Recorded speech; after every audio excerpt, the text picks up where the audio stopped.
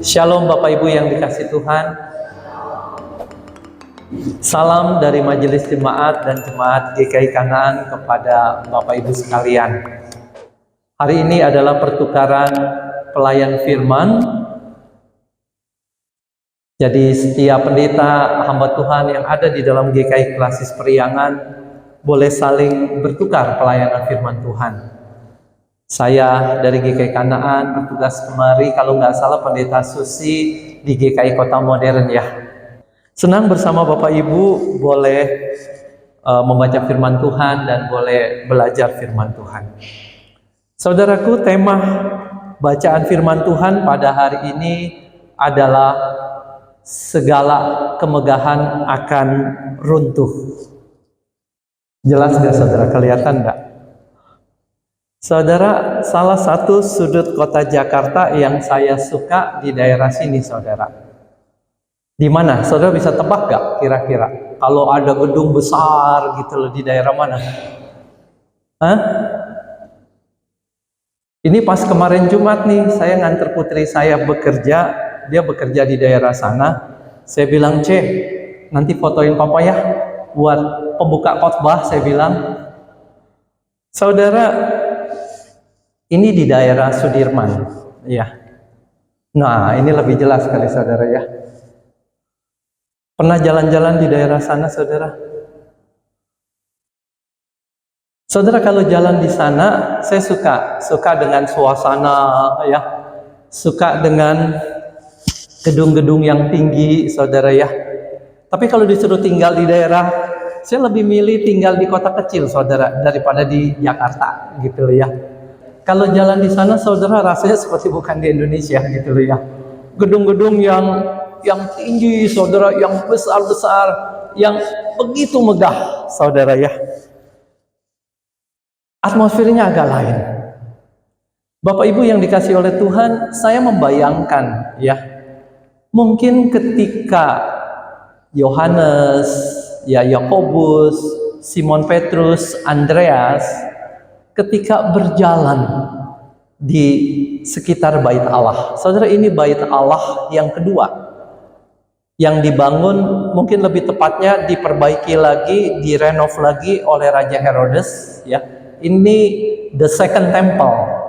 Jadi bait Allah yang kedua, yang pertama dihancurkan, yang kedua setelah bangsa Israel dari pembuangan balik lagi, saudara, mereka membangun. Nah, Herodes memperbaiki dengan megah sekali. Tembok-temboknya dilapisi emas, saudara. Jadi kalau sore hari tersorot matahari, dia memancarkan sinar berkilauan. Dan ini sangat megah sekali, saudara. Ya, maka saudara, ketika Yesus dengan para murid ke sana, saudara ya, para murid kagum. Dan di dalam ayat yang pertama dikatakan, saudara ya, seorang murid berkata kepada Yesus, "Guru, lihatlah betapa kokohnya batu-batu itu, betapa megahnya gedung itu." Jadi saya membayangkan, saudara, seperti mungkin saudara ya, ketika saya berjalan di daerah Sudirman dengan gedung-gedung yang megah ya, yang menggambarkan kota yang megah gitu, saudara, yang maju, metropolitan, saudara.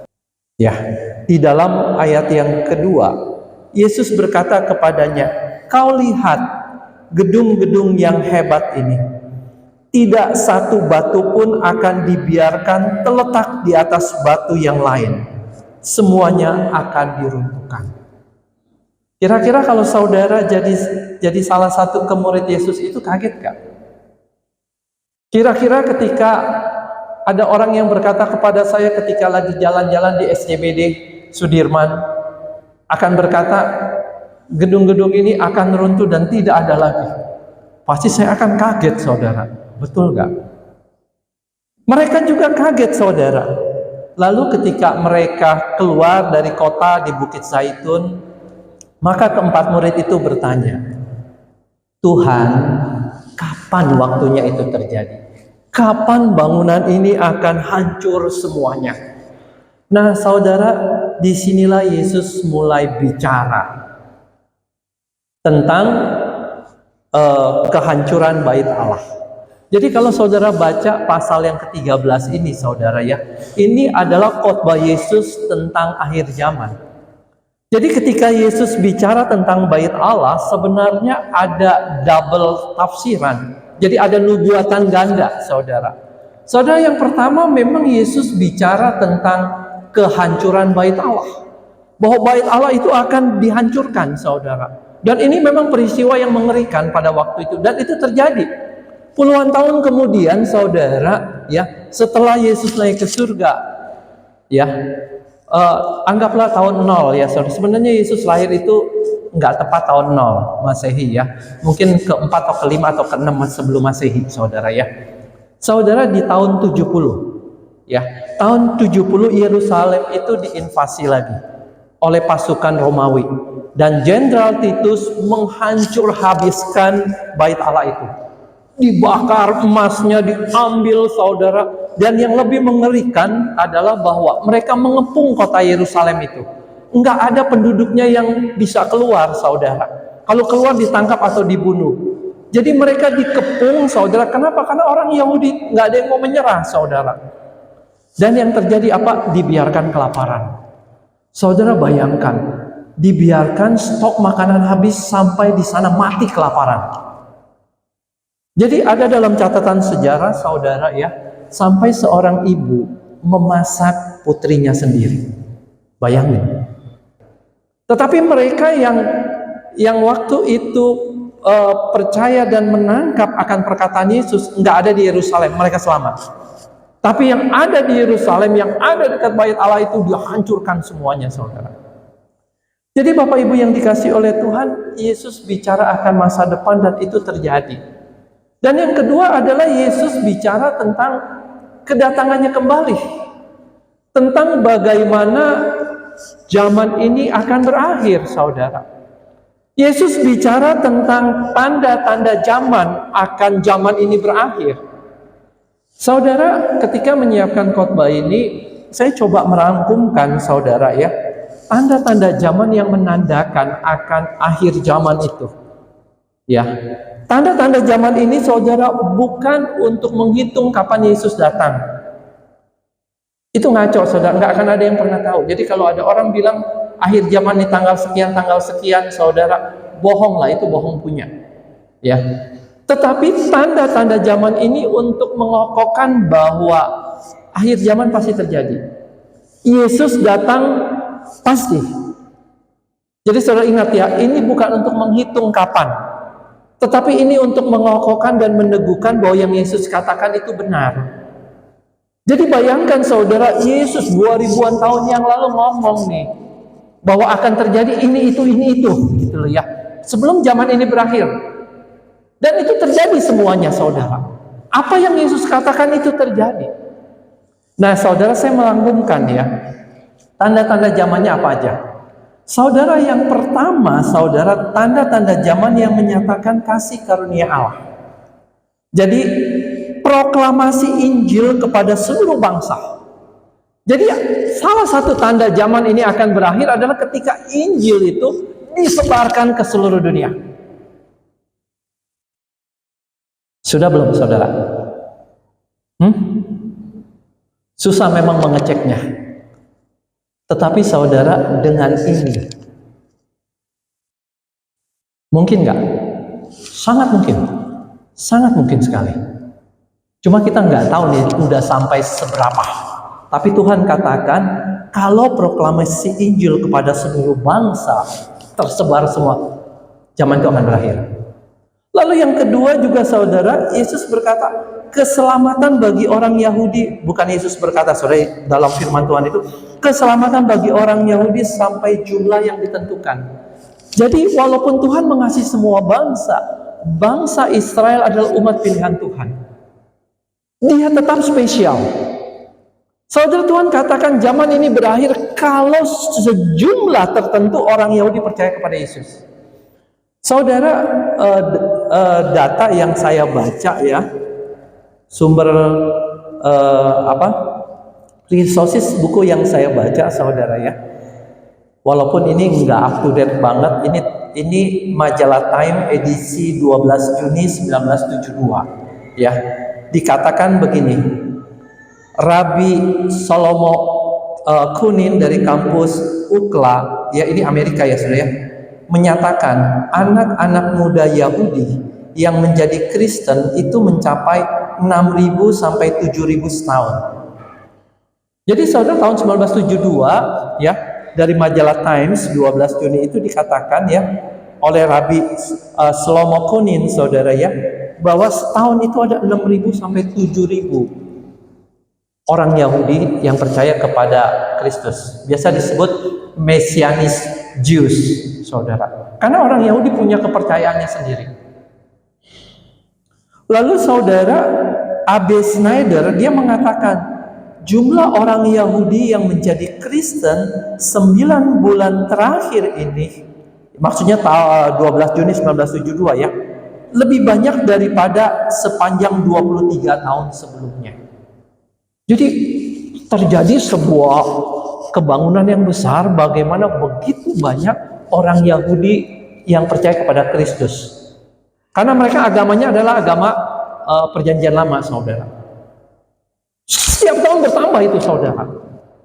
Nah, Yesus sudah menubuatkan dan ini memang tanda-tandanya. Tetapi berapa jumlahnya? Nggak tahu saudara.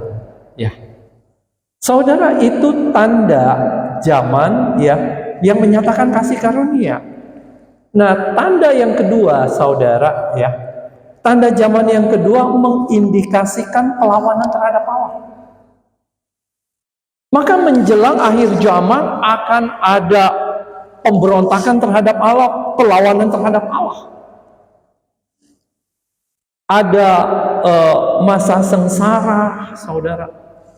Saya baru pulang dari Bina Pengampu Organisasi, saudara ya. Salah seorang penatua GKI cerita sama saya. Ini di tempat dia tinggal. Dia minoritas, saudara. Ya. Dia bilang, Pak Pendeta, saya ini orangnya dablek, keras kepala, ya. Mungkin karena itu juga Tuhan pakai. Jadi dia nggak gampang nyerah, saudara. Saudara, di daerah yang minoritas, dia bekerja sebagai guru. Saudara bayangin, guru di sekolah negeri, saudara ya. Dan daerah itu sangat radikal, kaku, ya. Saudara, dia di sekolah negeri jadi guru agama Kristen. Lalu Tionghoa lagi, saudara. Wah, dia bilang, mau Pak Andi, habis saya sama orang tua. Murid juga diperlakukan diskriminasi, seringkali juga disudutkan dengan rasis, dengan isu SARA.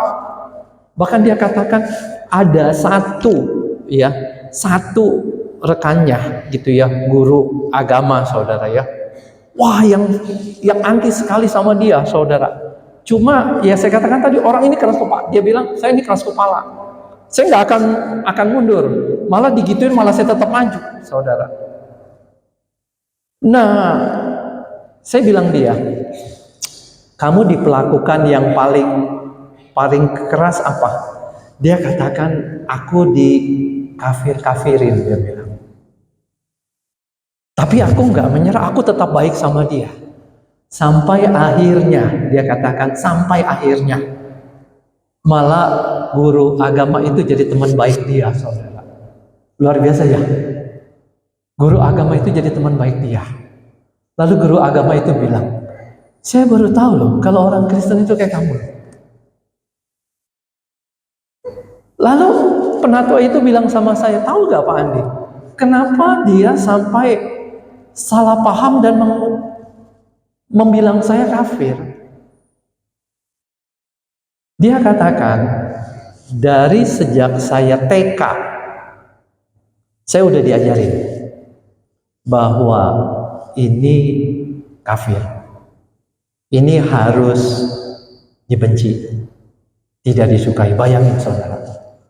Jadi dia cerita kepada penatua ini, Saya dari TK, SD, SMP, SMA sampai kuliah itu yang didoktrin dalam pikiran saya. Tapi baru hari ini saya ketemu sama kamu. Bahwa enggak kayak gitu.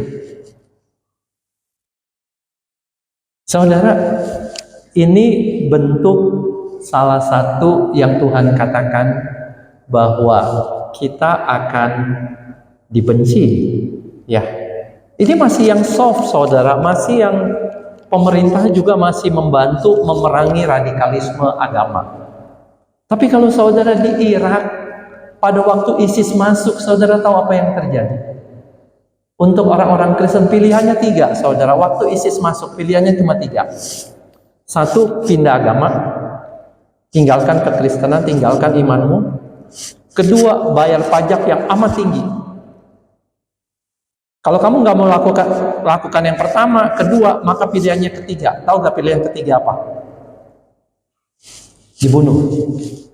Maka ribuan orang Kristen keluar dari Irak pada waktu ISIS masuk. Saudara, masa itu terjadi dari sejak zaman Yesus sampai sekarang. Tanda-tanda itu, saudara. Ya. Murtad, kemurtatan. Oh, udah banyak, saudara, ya. Lihat negara-negara Kristen di Eropa, gereja pada kosong, saudara. Antikristus, orang-orang yang melawan Kristus banyak, saudara. Jadi tanda yang kedua, saudara, adalah tanda zaman yang mengindikasikan perlawanan terhadap Allah. Tanda yang ketiga, saudara, ya, tanda zaman yang mengindikasikan penghakiman Allah.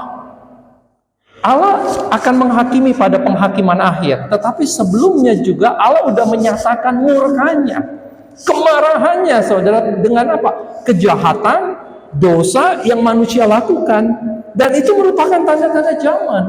Tanda zamannya apa? Akan ada peperangan. Saya berharap Rusia dan Ukraina stop perangnya. Kasihan, saudara. Sekarang Iran sama Israel lagi tegang lagi, semoga tidak perang.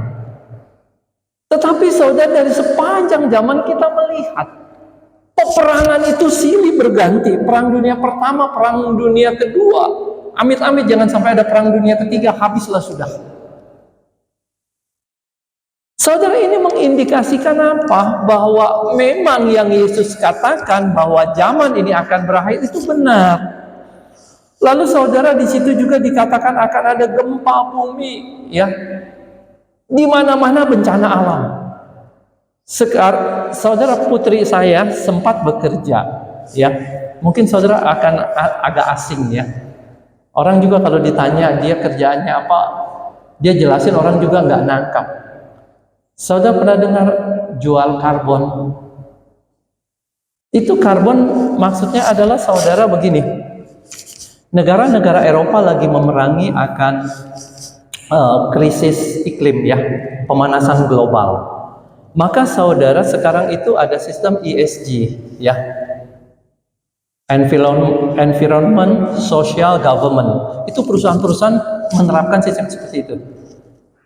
Sekarang itu ada satu jurusan saudara 10 tahunan ini, ya, sustainability, saudara. Ya, itu sangat menyangkut dengan lingkungan, ya. Jadi apa yang dikerjakan oleh putri saya, saudara, ya, saudara, dia sempat bekerja di perusahaan itu adalah begini. Jadi perusahaan ini menjual sertifikat, ya, tentang apa? Berapa jumlah karbon perusahaan yang harus bertanggung jawab terhadap lingkungan. Jadi saudara, kalau di Eropa, ya, misalkan orang mau pinjam ke bank, ada transaksi keuangan apa? Saudara, kalau kita punya tanggung jawab terhadap lingkungan, punya rate-nya lebih rendah. Punya rate-nya lebih rendah. Jadi sekarang ini, saudara, seperti apa namanya, hutan-hutan atau perkebunan tanah yang luas, mereka tanamkan pohon, ya.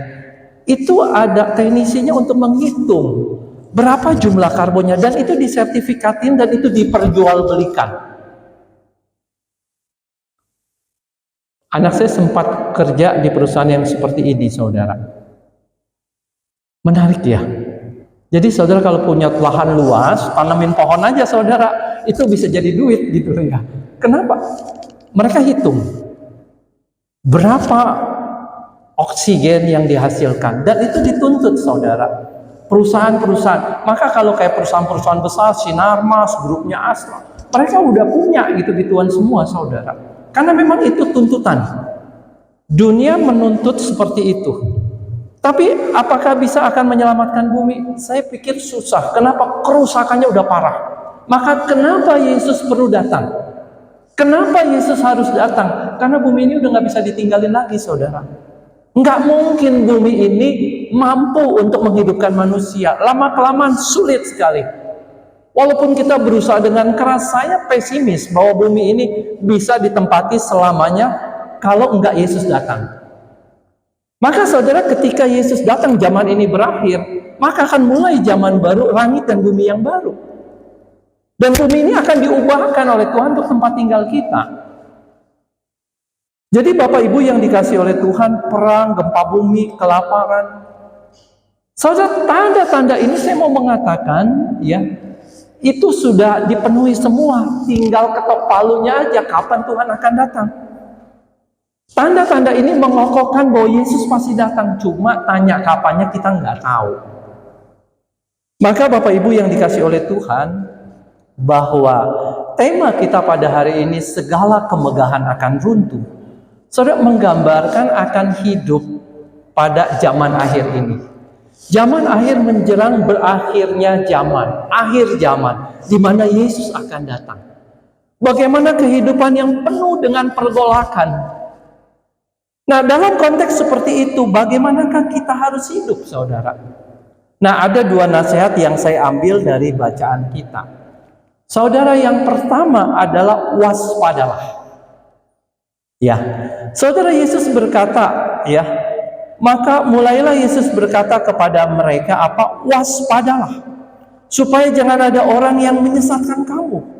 Akan datang banyak orang dengan memakai namaku dan berkata, akulah dia, dan mereka akan menyesatkan banyak orang.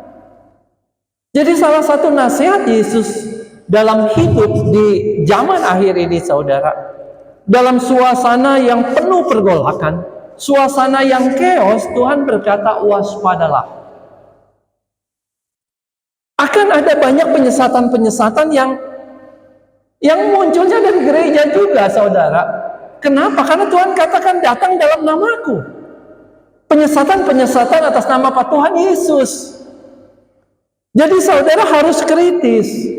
Ya, enggak semua yang pakai pelang Kristen, pakai pelang nama Yesus, pakai pelang gereja itu benar. Waspada, saudara. Ini Yesus ngomong sendiri. Lalu saya ketika menyiapkan ini teringat akan khotbah Yesus di bukit, saudara, tentang hal pengajaran sesat. Jadi saudara, ini menakutkan sekali, saudara. Kalau menurut saya menakutkan sekali. Saudara bayangkan begini, kalau saudara berpikir, kan yang paling pede menghadapi kematian siapa? Orang Kristen, betul gak? Gua percaya Yesus pasti diselamatkan. Amin, saudara. Amin. Kita paling pede, saudara, menghadapi kematian itu paling pede aja. Kenapa? Akulah kebangkitan dan hidup. Akulah jalan kebenaran dan hidup, saudara. Saya mengaminkan itu. Saudara percaya kepada Kristus, tapi pertanyaannya, Kristus percaya gak kepada saudara? Bahwa saudara adalah orang percaya. Saudara boleh sah-sah aja mengklaim gua anak Tuhan, gua murid Tuhan. Aku mendapat bagian dalam rumah Bapak, silakan aja klaim. Tapi kan yang menentukan kebenarannya bukan klaim saudara. Yang menentukan saudara anak Tuhan atau bukan adalah apa? Tuhan sendiri. Tuhan ngakuin enggak? Maka saya bilang, ketika Yesus bicara tentang pengajaran sesat, ngeri. Ketemu Tuhan, Tuhan bilang apa? Aku nggak kenal kamu. Dalam ayat ini Tuhan katakan, bukankah kami bernubuat demi namamu, mengusir setan demi namamu, mengadakan banyak mujizat demi namamu? Tapi Tuhan katakan apa? Go to hell. Pergi dari hadapanku, aku nggak kenal kamu. Saudara, menakutkan, menakutkan. Maka saudara yang dikasih oleh Tuhan, hati-hati dengan penyesatan. Saya mau mengatakan, Anda sudah berada di jalur yang benar, Anda anggota GKI. GKI sudah diuji keberadaannya, pengajarannya puluhan tahun. Ya, saya katakan tekuni ajaran GKI. Banyaklah belajar, saudara. Jangan jadi orang Kristen yang buta Alkitab. Jangan jadi orang Kristen yang gak tahu pengajaran. Bahaya, saudara. Jadi itu nasihat Tuhan Yesus yang pertama adalah waspada. Yang kedua, saudara, nasihat Tuhan Yesus yang kedua, ini yang terakhir. Ya, janganlah gelisah. Tuhan ingin kita di tengah-tengah pergolakan itu jangan gelisah. Ini yang Tuhan minta kepada kita. Jangan gelisah, saudara ya. Saudara, dalam Yohanes 14 ayat 1, ya, Tuhan mengajarkan begini. Ketika para murid khawatir dan gelisah karena akan ditinggalkan oleh Yesus, ya, Tuhan Yesus berkata, jangan gelisah hatimu. Ya, percayalah kepadaku. Tuhan ingin menyampaikan begini, saudara. Ya, Tuhan ingin menyampaikan begini.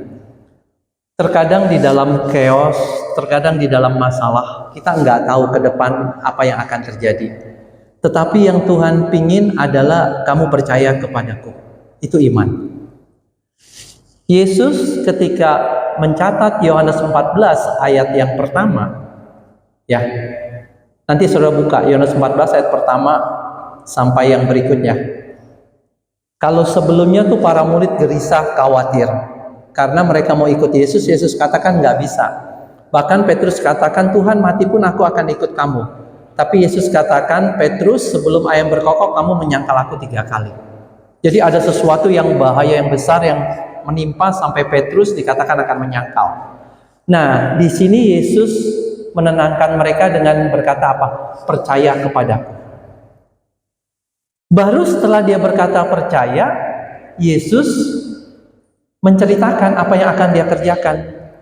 Nah, barulah Yesus katakan bahwa dia akan ke rumah Bapa, menyiapkan tempat dan balik lagi bawa mereka. Kenapa kok Yesus enggak ngomong itu dulu di depan, saudara?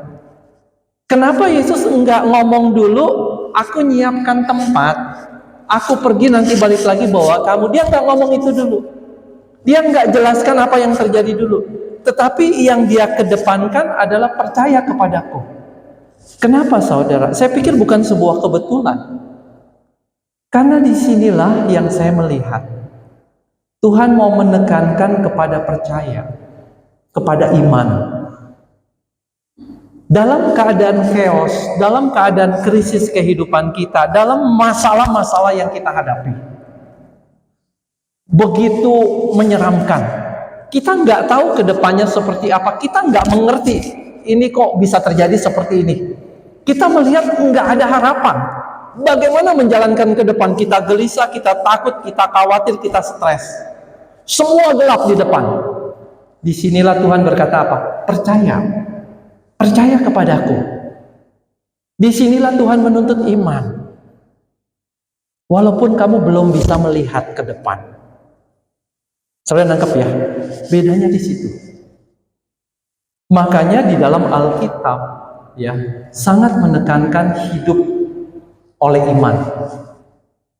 Kita percaya Allah mengasihi kita. Kita percaya Dia menyertai kita. Kita percaya Dia Maha Kuasa. Kita percaya Dia tidak akan pernah meninggalkan kita. Itu kita pegang, walaupun sekarang kita nggak mengerti. Walaupun sekarang kita belum dapat jawaban. Walaupun sekarang hidup begitu bergolak, tapi saya percaya pada waktunya akan indah. Saudara, ini yang terakhir. Ketika menyiapkan ini, ya, saya teringat akan Roma 12 ayat 12. Ini bagus sekali, kita baca sama-sama ya saudara ya. Menutup ibadah kita ya. 1, 2, 3. Sabarlah dalam kesesakan, bertekunlah dalam doa. Dalam saudara menghadapi krisis, selain beriman, Roma 12 ayat 12. Ayat ini yang menguatkan saya ketika hari itu Pak Jokowi katakan bekerja di rumah, beribadah di rumah, semua kerjakan di rumah, shutdown, COVID-19. Saudara, ayat inilah yang saya bagikan kepada jemaat. Kondisi gelap, tapi jangan pernah hilang pengharapan. Di dalam Tuhan selalu ada pengharapan. Amin, saudara. Ada pengharapan, enggak mungkin enggak ada. Disitulah engkau harus bersukacita. Dasar sukacitamu apa? Bukan realita hidup yang Anda lihat, yang Anda jalani, bukan. Tetapi dasar sukacitamu ke depan, pengharapan.